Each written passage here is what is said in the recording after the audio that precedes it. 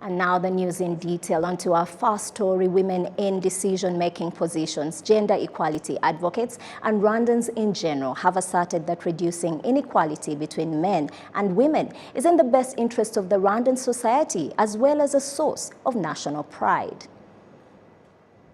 Non-discrimination against women in various fields in both education, economy, health, and in decision-making positions in order to reduce the gap between men and women is beneficial to the Rwandan society, according to some of the residents.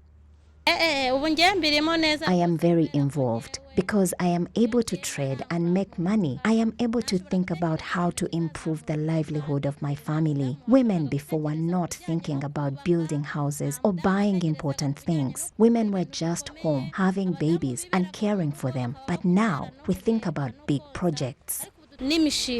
When a woman is striving and making progress, so does a man, and also the children as well. Their well-being improves. They're able to go to good schools and wear nice clothes. Everyone in the family and the society benefits. There are times I go to talk to leadership and find a woman. I am able to really express myself, which is different from how it was before when I would come in and talk to a man, a big advantage. Rwanda ranks 6th out of 146 countries as far as bridging the gap between men and women, not only in numbers but capacity, according to the president of the Rwandan Women's Parliamentary Forum. For us, we don't consider numbers as equating to us achieving gender equality, but it was something we used to educate Rwandans, wherever they come from, to be confident. Those that, for example, needed opportunities to study, that before felt they required the support of a man, were able to get it. And helping them get that help and their confidence and independence back is what is facilitating that complete fairness in competing. Not numbers, it is capacity. The permanent secretary in the Ministry of Gender and Family Promotion says the inequality gap is widening between men and women, as is the case with rural women. When we say progress of traders, educating boys and girls, we don't just look at urban dwellers, but it is the 4 pillars that touch our well-being, that focus on the man and woman in the advancement of our country. And we also consider the rural woman, because for example, finances, that also impacts the rural woman, and us ranking in the 6th position reflects her situation too. The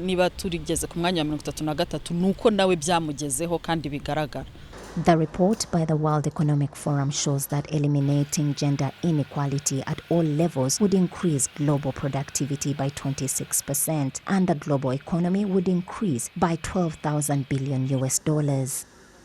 Gender expert and professor at the University of Rwanda Center for Gender Studies, Dr. Jori Rubangiza, says that this is possible to achieve if we put an end to discrimination against women, because they make up the majority of the world's population. Women make up almost 52% the world population. So if 52% of the world population is underrepresented, not participating fully to their potential or capacities, that means that the world cannot gain. So the world gains a lot for women to bring in their potential, to bring in their they have a lot that they bring into all sectors. So that potential that comes from the women should not be lost, and that participation should not be lost. So we gain a lot if women participate equally in the economy, in education, in all sectors, in political participation, like we see in Rwanda, that has promoted the girl child, the women. I think we are reaping from what has been put in place, what we have sown all these years, and we really want to see it progress even more. Rwanda is currently known for having the highest number of women MPs in the country, 61.3%, 38% in the Senate, 53.3% in the government. Among the judges and clerks, it is 49.7%. In the district, 45.2%. And at the district leadership level, it is 41%. In the education sector, the number of girls attending primary school is 49.5% and that of secondary school is 53.3%. In higher education and university, 43%, as per the year 2019. Economically, the FinScorp report indicates that 77% of women took a bank loan that year compared to 76% of men. 56% of women and 68% of men who had an account could transfer money using the mobile phones they owned, by 84% of women and 90% by men. The possibilities are endless when women have the opportunity to participate. Now, moving on to matters of health. The Rwanda Food and Drugs Authority has warned the general public that herbal medicines sometimes contain microbes and other harmful elements that can have adverse effects on those that use them, and urged traditional healers to first have them tested at their facilities before selling them to people. Now, the traditional healers, meanwhile, have asked that a law be established to eradicate what they call chaos that exists within their profession. We go to Sals in Hori. At Nyabugogo here in Kigali City is a depot that sells herbal medicines which people say help them to cope with different ailments, including things as serious as diabetes. Many of those who sell the medicines say the practice has run in their families for generations and that they know what they are doing, but complain that the profession is not what it used to be. We want officially recognized guiding principles with our profession given its own headquarters and under the law. That is the only way we will get rid of those street vendors. We are asking the government to help us to perfect and modernize our profession and also give us guidelines of how we are supposed to practice it. The head of the federation that brings together such traditional healers in the country, the Rwanda network, has also stressed that the law must step in to deal with the situation she describes as chaotic, but emphasizes that the federation should be consulted on what sort of laws need to be adopted, after which any who break them should be punished in such a way as to make an example of them, because people are sometimes harmed by those who pose as herbal healers when they are not. Indeed, experts at the Rwanda Food and Drugs Authority say the things they find in some herbal medicines have caused alarm. 17 of those medicines contain microbes, especially E. coli. It can cause vomiting and diarrhea as well as other digestive complications. We also found heavy metals in them, and that can have a devastating effect on a person's health. Those are the sort of things people have been advertising. This is the reason we are urging those who sell herbal medicines to come to us first, the Rwanda FDA, and have them tested so that they can get the necessary seal of approval after meeting our requirements. 2 years ago, policies governing the sale and use of such medicines were established, and now officials in the Ministry of Health say a law meant to consolidate all of those policies and bring some sort of order to the sector is being fast-tracked. We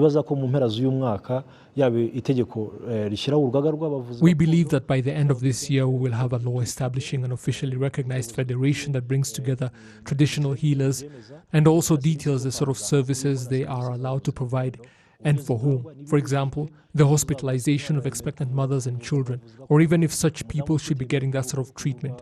All that will be addressed in the law, and the ministry is committed to finalizing it as soon as possible so that we can address these issues and take the appropriate measures. The Rwanda network says it has 3,000 registered members, but as many as 5,000 have refused to join the network, and some have even formed other rival networks to counter the authority of AGA, which claims to be the only one that is recognized. The upcoming law is expected to address that matter as well. Moving on, Kigali City residents say they are content with the outcomes of the process of relocating various activities from wetlands, as it has made the city cleaner and also assisted in environment conservation. We go to Olivun Tete for more. Through various initiatives, the city of Kigali, together with the Ministry of Environment, helped owners of industries located in wetlands, commercial buildings, markets and various other activities to relocate to other appropriate places. Some of those places are now well managed and have been turned into beautiful places. The environment is well preserved. Flowers have been planted. There is even a new road. Everything looks good now. The air is fresh, it even smells good, and the government of Rwanda did great. On the other hand, some of the wetlands in which various human activities were removed have not yet been reused for other productive activities. Some people say that the fact that those places has not yet been adequately renovated in a way that can conserve the environment is a great loss to people who live in Kigali and those who visit Kigali as well. There are some things that should be removed from this place, and then plant trees here or other plants that bring fresh air. There are some activities that are still a threat to wetlands, but there are not as many as they were before. Like houses have not been removed yet for the wetland to be used for other activities. The challenge still faced is that most of the people who have been given the right to use those wetlands and other places don't use them efficiently, as Dr. Mujamaria Jean d'Arc, the Minister of Environment, explains. Especially these people who are planting flowers and various trees in wetlands usually add some soil so that they can place vases of flowers or other various vessels of flowers. Most of those activities destroys the environment. The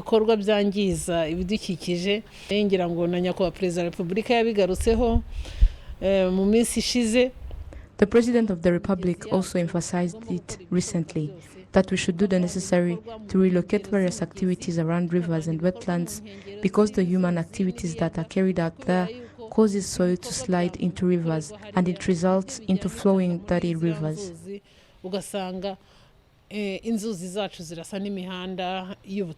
The Minister of Environment, Dr. Jean d'Arc Mujamaria, urges people who have been given the right to use those places to consider cultivating crops that helps in conserving the environment so as to use it efficiently as planned.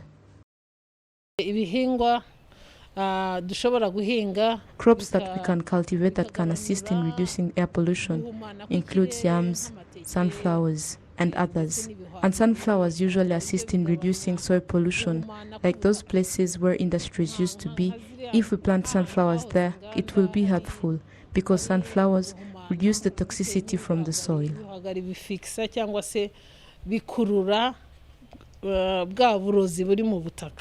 Currently, the Ministry of Environment and other related institutions plan to support and facilitate people with the aim of using efficiently the wetlands to find competitive markets to their produce.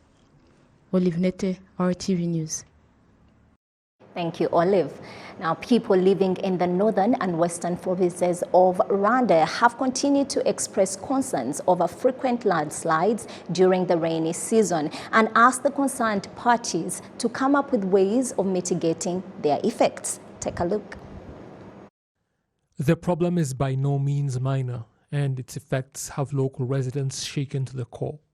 At around 6 a.m., the entire hill just seemed to slide down into our houses, and we ran for our lives. I had 2 houses here, one for residential purposes and the other commercial, and yet I have been able to salvage nothing.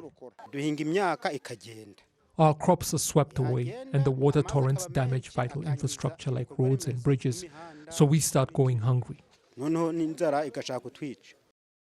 Experts from Rwanda and Italy have been meeting with local officials from the affected areas for the past week at the Integrated Polytechnic Regional College of Musanze to see how the problem can be addressed. We believe we must impart the necessary knowledge to local communities when it comes to the mitigation of the effects of these sort of phenomena. We must find ways to limit the damage they cause and also save lives because you know that they kill people. It also costs the government a lot of money to repair the damaged infrastructure, which is why we decided to organize this event to begin to see what can be done. The trainers from Italy agree that knowledge is key when dealing with such problems. The main outcomes is the awareness of the problem of landslides at different scales. It means at the scale of single slope, but even at the district, regional, and the national scale.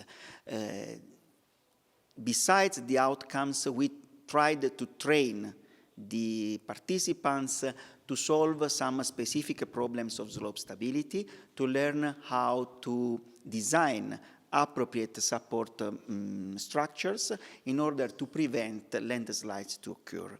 Participants in the training believe they are much better equipped to understand the challenges the topography of their respective areas present and how they can deal with them. They gave us a software that will allow us to test soil samples from areas prone to landslides to determine what triggers them, if it is a case of the soil taking in too much water or if other factors are at play. That way we will be able to make recommendations based on the data, be it building retaining walls or forming terraces to reduce the risk and protect our roads, keeping them open. Top district officials present as well as officials from the Rwanda Water Board gave assurances of government support in the initiative to mitigate the effects of natural disasters in the country. Now we go to sports matters, where a friendly cricket match has taken place between Rwanda's under-23 men's national team and members of the British Armed Forces. Serge Ntore once more. The match was held at the International Cricket Stadium located at Gahanga in Kigali City, and the members of the British Armed Forces are in Rwanda to visit different locations that include cricket grounds and the Akagera National Park. Fantastic. I mean, we would never get to play in a stadium like this back home. We just play on a sort of flat grass wicket somewhere. So to come to a national stadium like this, to have the superb pavilion as well, is absolutely fantastic. The views around the place as well, and the facilities are fantastic. The pitch is brilliant. The ball's nipping around. It's taking spin. So from a cricket perspective, absolute perfect place to play. The temperature's been kind. It's not been too hot. There's a bit of a breeze. So for Brits like us, that's fantastic. Stadium being built, always wanted to come back, and luckily the British Army has given us the opportunity to do that. So yeah, just a wonderful, wonderful place to play cricket. Officials at the Rwanda Cricket Association believe such matches and their ability to host major events helps to showcase young talent.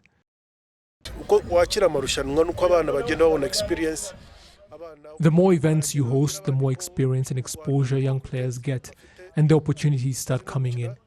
Next month in August, one of our girls will go to play abroad, and as time passes, more will leave. We want people to come to Rwanda and see our facilities, increasing our exposure so that our players go to play abroad. It's good for the young players, the game of cricket, and the federation itself. Over the years, the game of cricket has been gaining popularity here in Rwanda. That is RTV News for you. Always a pleasure bringing you the latest here in Rwanda and around the world. Now, on behalf of the entire news production team here at RBA, thank you for watching. I am Isabel Masozera, and I'll see you tomorrow.